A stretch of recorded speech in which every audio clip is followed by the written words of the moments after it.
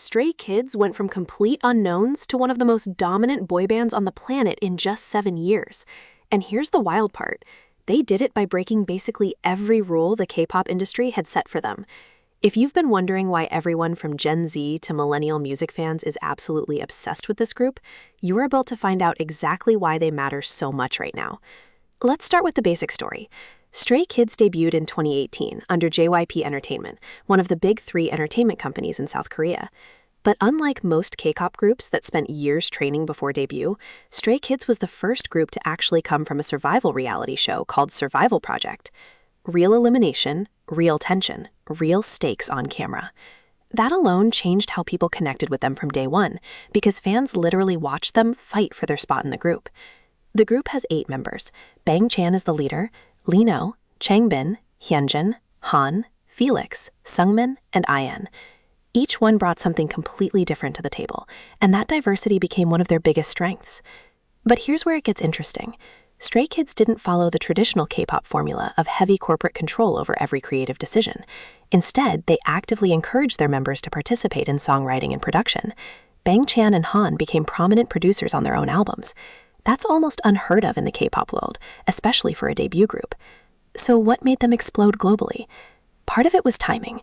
They hit their stride right when TikTok was becoming the dominant music discovery platform. Songs like God's Menu, Dynamite, and especially Backdoor went viral in ways that previous K-pop groups couldn't have imagined. But it wasn't just luck.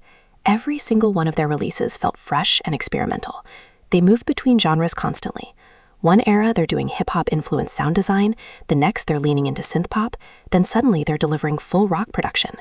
That unpredictability kept people engaged, because you literally never knew what Stray Kids would do next. Their choreography became iconic too. The routines were intricate, athletic, and visually distinct. When you saw a Stray Kids dance video, you knew it was them within 3 seconds. That's brand recognition that money can't usually buy, but they earned it through sheer consistency and quality. Their fan base, called Stays, grew exponentially because there was genuine substance behind the hype. These weren't manufactured moments.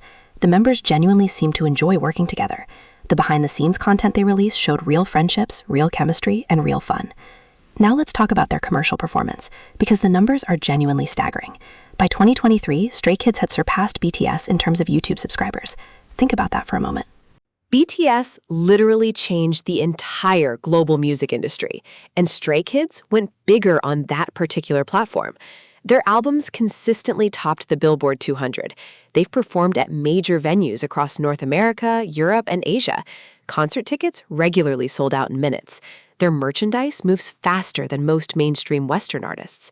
But here's the thing nobody talks about enough: their longevity. Most K-pop groups have a shelf life. There's usually a peak, then a decline. Some groups fade away after 5 years. Stray Kids didn't follow that trajectory. Every comeback in 2023 and 2024 performed as well or better than the last one. They didn't peak early and coast. They kept innovating. They kept pushing their sound. They kept their fan base engaged by actually listening to feedback and evolving as artists. The members also became individual brands in their own right. Lino started modeling. Hyunjin became known for his artistic talents and visual presence. Han built a following specifically around his production skills and personality. Felix's soft, ethereal visuals made him a TikTok phenomenon. Instead of trying to keep them as identical, interchangeable parts, JYP let each member develop their own identity within the group. That's actually a massive difference from some other agencies that try to homogenize their groups. What really cements Stray Kids as a phenomenon, though, is their influence on the industry itself. They've forced other K-pop companies to rethink their approach to production and creative control. Newer groups now expect to have some input on their own music. The companies that don't adapt are losing talent to those that do. Stray Kids essentially raised the bar for what being a modern K-pop artist means. You're not just a performer anymore. You're an artist. You're a creator. You have a voice in your own career. Their international fan base is also distinctive. While BTS attracted a lot of older fans and had an intellectual, almost political resonance to their messaging, Stray Kids appeal to a younger demographic that's grown up with the internet their entire lives. These fans understand parasocial relationships differently. They consume content across multiple platforms simultaneously. They remix, they create fan art, they theorize endlessly about lore and symbolism. The engagement level is genuinely unprecedented. And honestly, This is the part that secures their legacy. They came at exactly the right moment in music history. The K-pop industry was already global by 2018, but it was still relatively niche outside of Asia. Stray Kids arrived when TikTok was exploding, when YouTube Shorts were becoming essential, when streaming had completely replaced traditional music sales. They weren't constrained by trying to fit into a pre-internet music industry model. They were built for how we consume music now. So where does this leave them? Stray Kids is no longer a rising group. They're an established major act. The question now isn't whether they'll make it, it's how long they'll stay at the top and what kind of legacy they'll build.